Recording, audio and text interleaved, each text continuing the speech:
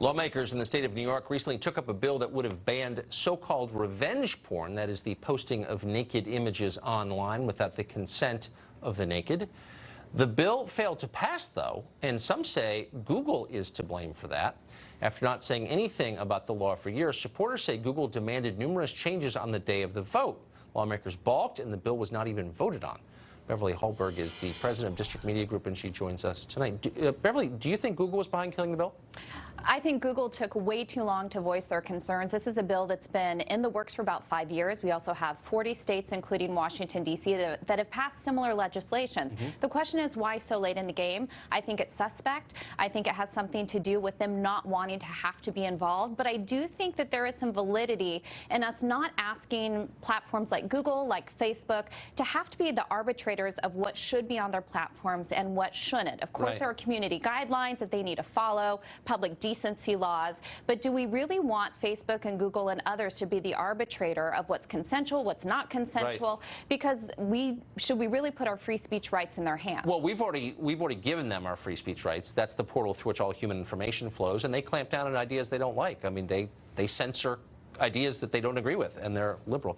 But I think you raise a valid point, actually. The question for me is, to what extent does Google have control over the legislative process? Their lobbying efforts seem so vast, but no one ever reports on it. Unfortunately, too much. I think it's, like I said, extremely suspect. I'm not sure exactly with these legislators in New York City or New York State what is the pull, why so late in the game. But I think there's some cronyism going on. Are they giving funds to these legislators for their campaigns? What is behind it? But again, I think when it comes to big tech, they are to blame for a lot of things. Even recently, I thought the most surprising story about big tech this week was that they said that Facebook, on one of the Facebook outlets, they said that posting of the amendments from the Constitution was actually hate speech. And there was a Texas publication that leading up to July 4th said, we want to post an amendment every day, show people what's in the Bill of Rights.